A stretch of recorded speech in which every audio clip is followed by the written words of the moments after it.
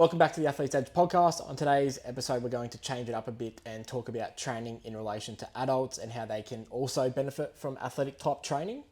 I know we've spoken in the past about sort of training through the decades and why it's important from a longevity and capability standpoint later in life.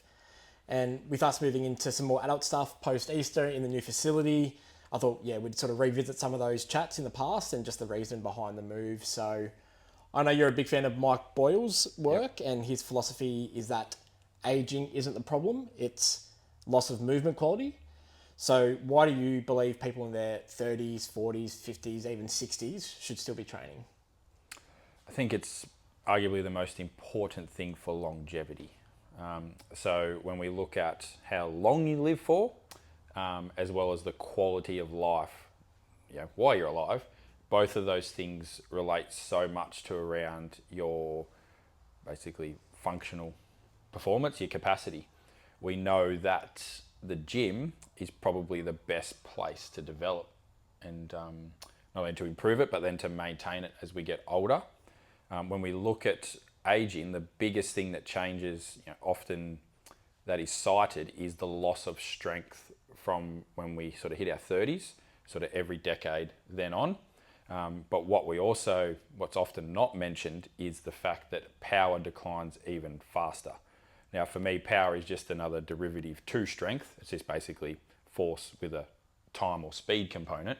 So it makes sense that it decays faster. But a lot of that comes off the back of we stop training it. Once we sort of get past our teens and 20s and maybe we stop playing sport and either we're not doing explosive things or we don't have a reason to train to be explosive because the sport stops. We see that those qualities really decay. But what we know from things like masters, we've discussed before around the 100 metres at masters level, in the 60s, I think it's still a 12 second something 100. And their 80s record is in the 14s. So what we see is it's not until about 70 that we start to see a bit of a drop off in athletic performance if we kept training the whole way through. So to me, like to Mike Boyle's point, is it's not aging that makes us slow down and get less capable. It's the fact that we kind of give up on ourselves and we go out of those routines that help us to not only improve it but maintain it. That's why we see those declines.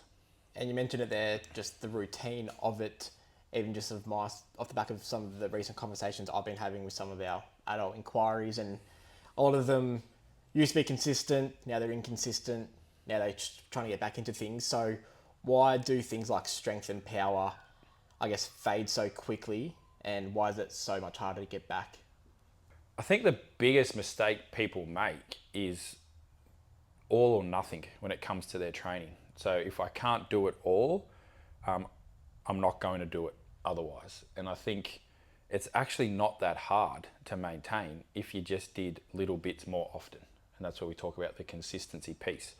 Why is that harder as adults? Well, I think it's unfair to say it's an excuse, but you've got more things in the way. You probably have kids, potentially job pressure.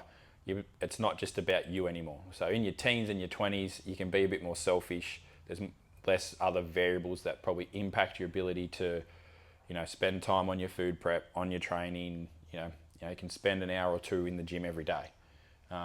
It gets to the point where you just don't have that time anymore. You're lucky to find 30 minutes for yourself every day. And to do that, you've got to sacrifice other things. So then it's this balance of, is it important enough? I think the people we talk to is you learn that it is important enough. It's just sometimes takes that decline to realise it. And maybe we take it for granted a little bit more when we're younger. And then it gets hard to get back because if you haven't developed it before, well, you've got nothing there to get back to. So if you're only starting out in your 40s, well, it's harder than if you had a long athletic career, you had 10 years off, and then you got back into it. Because we talk about muscle memory, and it is a thing, like your muscle cells remember the training stimulus. So it is easier to get back if you had that training background before. But that's not to say you still can't improve if you wanted to start brand new at 50. And I think the all or nothing approach kind of leads to the wrong type of training, which a lot of adults, they sort of do circuits or classes or body fit kind of stuff, which we know it's great at sort of burning calories, getting a sweat up, feeling like you've done some hard work because you have, but doesn't necessarily make you move better. Correct. So I guess where do they go wrong with that type of training? Yeah, I think training should make you feel better. Sounds obvious, but if you have to do a 6 a.m. Grueling circuit, and then for the rest of the day you can't concentrate at work, you're on the tools and it's a slog, you don't have the energy to go for a walk or play with your kids, I would say that it's the wrong sort of training. And that's, I think, a lot of people. So what happens is they can't sustain it. And we talk about consistency, and we're talking, for us starting at 11, 12 and training till 90, 100. So it's got to be something that if you look at that workout today and go, or this morning and go, yep, that was really tough. If you can't see yourself doing that 2 to 3 times a week for the rest of your life, then I would make the case that it's the wrong sort of training for you. So what, I guess, should they be doing instead? So if you look at training, if I went at the base level, I would argue till I'm blue in the face that the main thing most people should be doing is some resistance training. A few different ways that could look, plenty of options there. I think you should have a coach so it's done properly, and find what you like doing. So who you like working with, the environment, and the type of training. Because it could be a bit more powerlifting focused, it could be a bit more CrossFit, it could be a bit more functional gym. I'm not going to say one's better than the other. Obviously, I believe what's best for me and the people we work with and what we see. But I think it's find something that you enjoy doing. Like I said, you could do twice a week for the rest of your life. But I think that resistance training piece sits at the bottom, because we know strength allows us to then layer in everything else. So yes, cardio, conditioning, aerobic fitness is really important, and we know probably the most important to live a long life. Like heart health is so important. But I would argue that strength training allows you to do a better job with your cardio. So yes, people should do both. So what I recommend is, you aim to do a minimum of 2 resistance training sessions a week. So that involves some form of resistance, so often weight training, strength training. And then you look at least 2 times a week where you're doing some walking, riding, running, swimming, stuff like that. And that's where you can have some fun with it. Like you can incorporate your kids, your family in that. You can play sport. You can find a way to link that into your lifestyle. And again, what you enjoy. And so how does, I guess, the difference between, strength and functional, training, you can call it, how is that relevant for adults? Well, I think it's funny because I was having a chat with Matt, one of our coaches, the other day when I was writing in functional strength training. I was like, I find myself not writing it because it's been so bastardized and everyone just sort of says functional. But I think functional strength training is just really good training.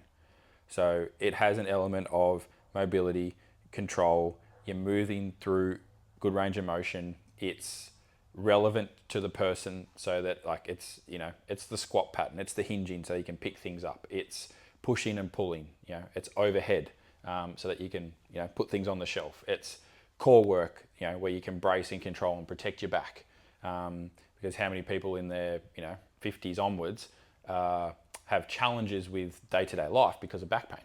Yeah, I don't think I've had one chat so far that hasn't sort of mentioned some sort of back pain, knee pain, or something that's affecting them from their day-to-day life.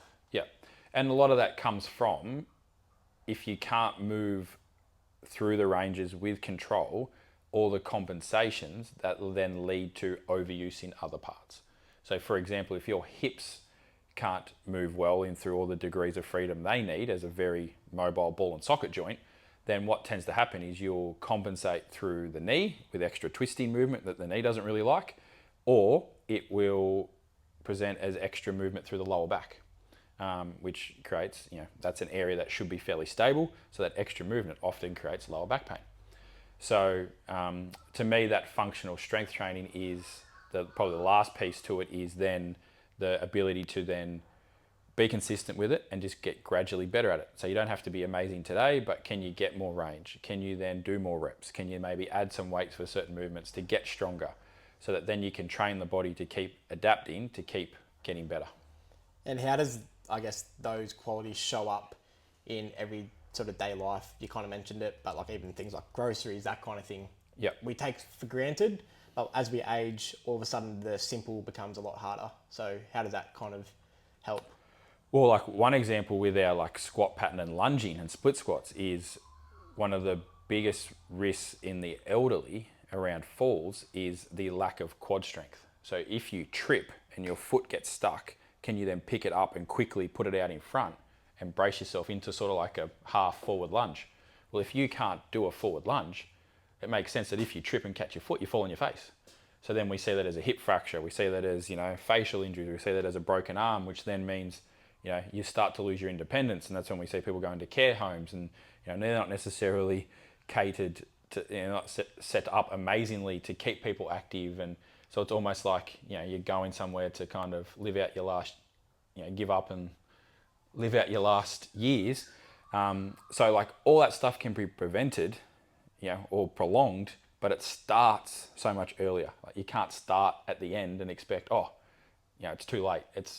That is training through your teens and 20s, and it's then setting up and making sure your 30s and 40s, you're setting up so you can enjoy your later years. And you're the ripe age of 39 now? 39, 40 this year. Yep. So what are your focuses right now with your training? I know you're doing a bit around some acceleration, power, even back V stuff. So walk us through your current training focuses and I guess the reason why. Well, knowing what I know, and that's where coming back to the strength being the foundation to doing a lot of other things, is it gives you resiliency.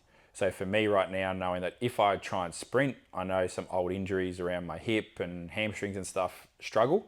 So a lot of my training is making sure that I can move really well with good mobility, good control, and I'm exposing those areas to some resistance so they get stronger. Because if they're stronger, they're more resilient and can handle more things that I throw at them. And then because, especially my top end speed, it's declined a lot faster. My acceleration stuff's still not too bad, but we know that links a bit more closely to strength, so that makes sense.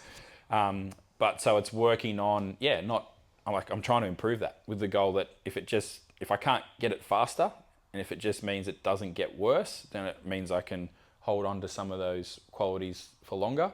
Because for me, like with a 4-year-old, he wants to kick the footy, throw the basketball around, wants to race me. I want to do those things. I don't want to not be able to get my hands dirty, so to speak, and be involved in his sport and when he wants to kick the footy and do things because I physically can't. I want to enjoy those moments with him. And he looks up Dad as a bit of a superhero. So, I think I've got to lead by example there. And is there any sort of last takeaways, anything you want to sort of wrap up with?